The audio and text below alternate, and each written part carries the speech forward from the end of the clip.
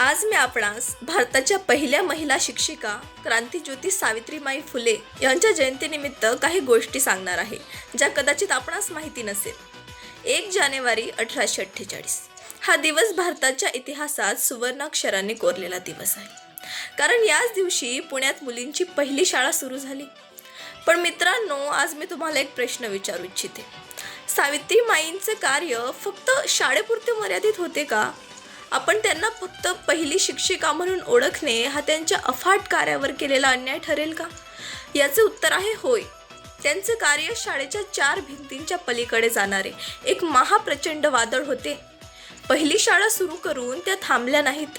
1848 ते 1851 या अवघ्या 3 वर्षांच्या काळात पुणे परिसरात त्यांनी तब्बल 18 शाळा सुरू केल्या. विचार करा, ज्या काळात स्त्रीला घराचा उंबरठा ओलांडायची परवानगी नव्हती, त्या काळात एका माऊलीने 18 शाळांचे जाळे विणले. या शाळांमध्ये केवळ उच्चवर्णीय मुलीच नाहीत, तर दलित, मागास आणि वंचित समाजातील मुलांनाही त्यांनी प्रेमाने जवळ केले. हे कार्य किती महान होते याची साक्ष खुद्द इंग्रज सरकारलाही घ्यावी लागली. ब्रिटिश बॉम्बे प्रेसिडेन्सीच्या 1851च्या एज्युकेशन रिपोर्टमध्ये या शाळांचा आणि सावित्रीमाईंच्या कार्याचा गौरवपूर्ण उल्लेख आढळतो. हे काम केवळ भावनिक नव्हते, तर ती प्रस्थापित समाजव्यवस्थेच्या छाताडावर उभी राहून कोरलेली क्रांती होती. शिक्षणासोबतच माणुसकीची एक मोठी लढाई सावित्रीमाईंनी लढली.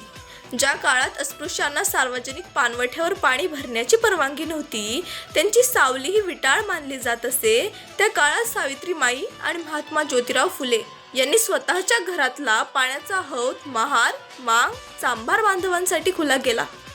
हा लढा फक्त पाण्याचा नव्हता, तर तो माणूस म्हणून जगण्याच्या मूलभूत अधिकारांचा लढा होता.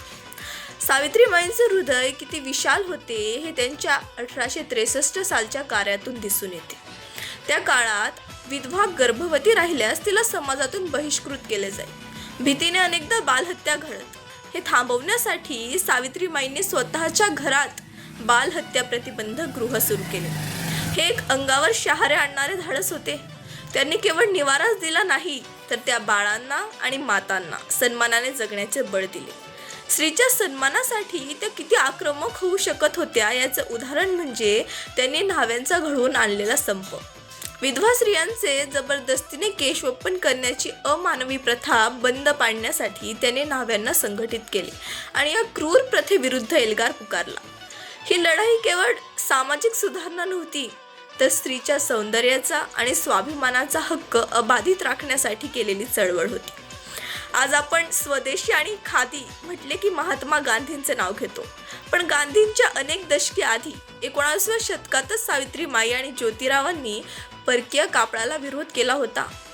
परकीय कापड वापरणे म्हणजे आर्थिक गुलामगिरी आहे हा विचार त्यांनी मांडला आणि देशी सुती कापड वापरण्याचा आग्रह धरला.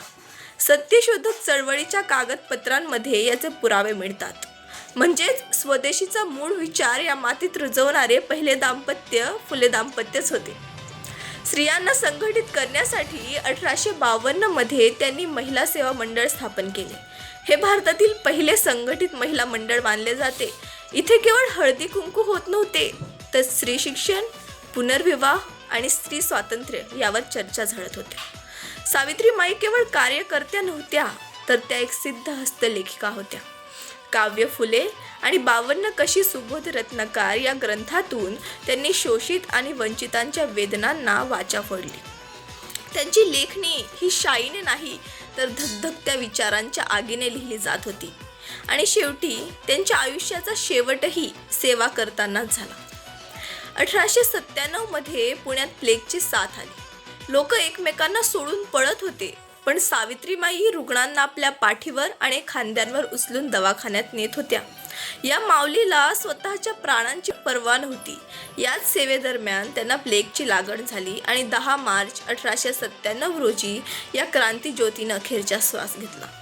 म्हणूनच मी म्हणते, सावित्रीबाई फुले या केवळ पहिल्या शिक्षिका नव्हत्या, तर त्या स्वदेशीच्या पहिल्या प्रचारक होत्या, पहिल्या महिला संघटक होत्या, या दीनदुबळ्यांच्या आई होत्या आणि समतेच्या पहिल्या सैनिक होत्या. आज त्यांच्या जयंती दिनी त्यांना अभिवादन करताना आपण केवळ मेणबत्त्या पेटवून चालणार नाही, तर त्यांनी पेटवलेली विचारांची मशाल आपल्या हृदयात तेवत ठेवावी लागेल. एवढे बोलून मी माझ्या शब्दांना पूर्णविराम देते.